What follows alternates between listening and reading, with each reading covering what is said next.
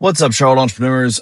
I am driving to school to pick up my daughter right now, so I've got a short amount of time, so we'll make this quick. But something that's been on my mind the past 36 hours, I'm reading the Diary of a CEO book, which is, I forget the guy's name, Steven something, I think, but the guy that runs the Diary of a CEO podcast, where he's interviewed a ton of incredible people. And in the book, he has 33 laws. And the laws that he has are things that he's learned, lessons that he's kind of compiled from all of these incredibly successful people that he's talked to and incredibly influential people that he's talked to. The first one, I was reading this, it's Wednesday right now. I was reading this on Monday night before bed. And the first one kind of smacked me in the face. And he talks about these 5 buckets. And how the successful people that he's met, the most successful, the most world-changing, the most impactful people, they fill these 5 different buckets. And I don't have my notes or my book or anything in front of me, so I'm kind of shooting from the hip here. So if I butcher some of these or if I miss some, go check out the book. I'll drop the link in the show notes, Diary of a CEO book. But 5 different buckets. The first is knowledge, and that's what you know. The second is skills, which is the application of what you know. The third is network, and by utilizing your knowledge and your skills to help other people, you then expand your network.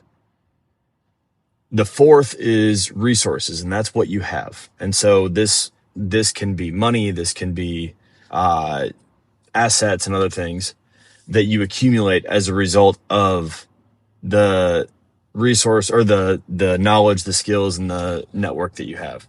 And then the fifth is reputation. When you combine all of these things together, they help to form and further your professional reputation.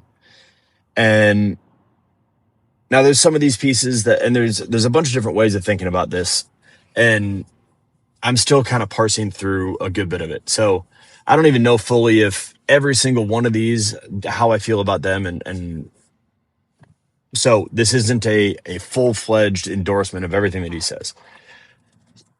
But what I found really interesting is right after he lists out these buckets and makes this pretty compelling argument for it, he says that because of the way that they all trickle into each other, or that they all trickle down into the last one, he makes 2 arguments that are very compelling. The first is that the most valuable, highest ROI investment that you can make is into your knowledge. Because if you invest in knowledge, then it trickles down into everything else. Knowledge applied into skills then trickles into the rest of the list, the rest of the buckets. That's number 1. And number 2, he talked about the uncontrollables in business and in the economy and all these different things. And so your network, your resources, and your reputation, those are not 1000% in your control. Some of those things can be taken away. Knowledge and skills cannot be. Knowledge and skills are the foundation that can never be taken away. And so as I was thinking about this today, the thing that came to mind was a time investment. How much time am I investing in my knowledge and my skills versus not even just the other buckets, but just non-existent buckets? And this is where I don't know where the model fits or how it fits or any of that kind of stuff. But right now I'm spending a lot of my time building the structure of Charlotte Entrepreneurs and building the experience, building all sorts of different aspects of the business. And so often in business, we are building something besides just delivering and besides just adding value to our network or providing resources to our network or anything like that. Right now, I'm doing a lot of behind the scenes work to make sure that the experience is good, to make sure that the flow is good, to do all of these different things. They are the application of knowledge and skills to an extent, but some of them aren't. Some of them are just trying to figure shit out. And so as I was sitting today, on my list of things to do today, as we get ready to go to Paris, one of the things that's also on my list is I've got to plan out some of my next calls within the Charlotte Entrepreneurs Mastermind. And one of the challenges that I feel with these calls, and even with sometimes the Charlotte Entrepreneurs events and the idea of having guest speakers in, is one of my foundational principles maybe not a principle, a belief, I don't know, whatever you want to call it, is that I don't I don't love the idea of experts when it comes to business, because I think the problem with experts is that experts then perpetuate this idea of uh, a singular course. And business is a I don't know. It's like calculus. I don't know calculus very well, so this could be a very bad analogy. But there isn't one single answer. It's not like algebra where you're solving for X. I'm acting like I have a math degree, but I don't. It's not like there's one single variable that if you solve for that variable, you plug in that variable, maybe that variable is the type of business that you're running, the type of industry that you're in, whatever that is, then you can print out a blueprint and you can just do what Alex Hormozy does and you'll be just as successful as him. That's not how business works. And so when it comes to experts, when it comes to, say, marketing as an example, if you are trying to copy someone else, if you're trying to copy and do exactly what the expert says you're supposed to do, then it probably will not work for you. You need to figure out your own way of applying it to your business based on your personality, based on your preferences, your values, who you serve, all of those types of things. And so to tie all of these tangents together, the thing that this reminded me of today is, as I'm trying to think about what I want these upcoming calls to look like, there's a lot of value that comes from me just experiencing things and struggling through it myself, which is a large part of what I share at events and everywhere else. And then also tying in people who have another perspective on that particular thing. So for example, we've been talking a little bit about, or in the upcoming calls, we're talking a bit about how to reach more of your audience and how to get in front of more people and how to grow the eyeballs that are on your business. And so one of the most valuable things that I find is having a bunch of different perspectives. Not for one who comes in and says, YouTube is the only way to do it. If you're not in front of YouTube, you're failing. Like, that's fucking stupid.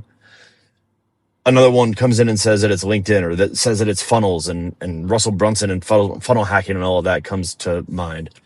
So what I've found to be super valuable is I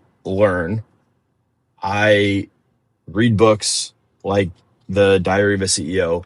One of my favorite ones that I reference a lot recently and that I was reading my notes on today it's called Never Enough by Andrew Wilkinson, From Barista to Billionaire. It's a fascinating, really well-written story.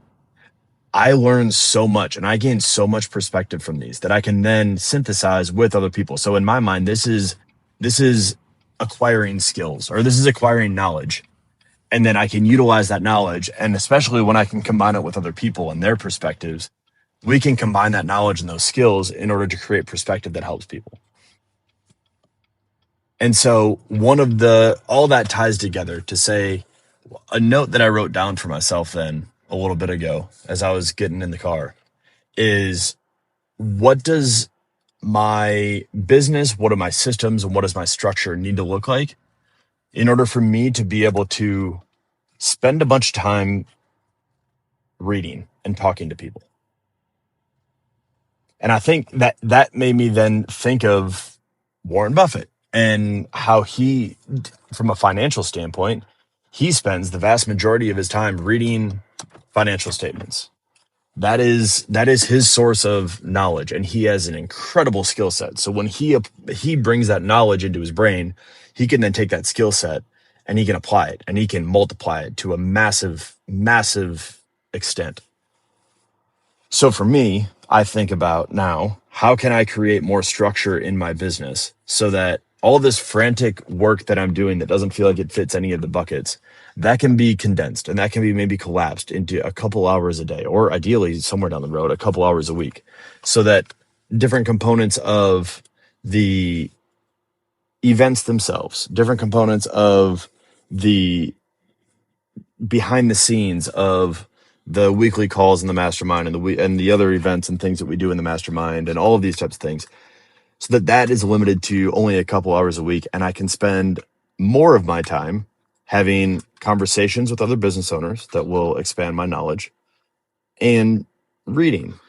which then creates more opportunity to expand knowledge. So where to go? Where to wrap all of this up? Because I feel like this started really, really strong and then just evolved into me thinking out loud for a lot of this. To me, this drove a little bit of clarity on, I guess, a couple of different things. Now, as you get the raw thoughts coming out, as I wrote down that note to myself to figure out how to spend more time gaining knowledge by reading and also by talking to people, I realized that I have a lot of my time right now is spent having conversations with people. And sometimes I have a frustration where that time I think about the work that's not being done. I think about how if I spent 6 hours of my day on the phone talking to people and not building anything in the business, that day doesn't feel productive, which then shines a light on me. And it shines a light on me to say that it doesn't matter how much time I could quote unquote create within my business to talk to people and do all the things that I'm talking about right now. Right now, I don't see that as valuable enough. I have a discrepancy in my head between my value that is based around productive, quote unquote, productive work in building the business versus knowledge work of reading and having conversations. So it's kind of like the same idea applies if your goal is to create a business that allows you to just spend more time with your family or doing fun things or spending time with friends or whatever it may be. If you feel guilty doing that, and if you don't do anything about that belief, then the achievement of that goal is never going to be realized. And so that was one piece. Even as I wrote that down, especially as I added in the phone number or the phone calls part, I realized that I'm doing that, and I wrote down that I'm doing that to an extent. I'm just not valuing it. The second part of that is driving home or I guess the second part of takeaways, if that's what we're calling this right now, is adding in the reminder that knowledge work, not just building, but knowledge work is valuable. We should always be continuing to learn more, to grow more. There's never a point where we arrive or we made it. There is always something new to learn. If Warren Buffett can still learn at 190,000 years old, you and I can still do it. And then the third thing is I'm just thinking about this model and about this idea of these buckets and how they fit together, and I don't know how I value some of the activity that I do. That one is still, there's still more to figure out there. I'm not quite sure what I think, but it does remind me of the value of connection. And I've part of the reason that I started Charlotte Entrepreneurs in a selfish way is because I didn't like going to other networking events. But it's important to meet more people. It's important to keep growing the network so that we can reach more people and help more people, and also pull together more resources to be able to help the people that I care about. I think about that within Charlotte Entrepreneurs. And as I think back to what I was talking about with facilitating calls and bringing in perspectives. And so part of investing in knowledge and skills that allows you to then grow your network is, for me, that network can then positively impact my network, and which then helps me, helps my business, helps all the people that I touch. So a lot of thoughts rattling around. If you've read the book, I'd love to hear your thoughts, or if you're deeply familiar with the podcast and all that. Also, if these buckets and if this one in particular, thinking about knowledge and skills, if any of that strikes a chord, or if my story and struggles with it resonates with you at all, as always, reach out, shoot me a message on Instagram, shoot me an email, shoot me a text. Yeah, I think that's all we got for today. I've been sitting here in the school parking lot like a creeper for the last couple of minutes trying to finish this up. So I'm going to go get my kid. Hope you have a great night or day or whatever time you're listening to this.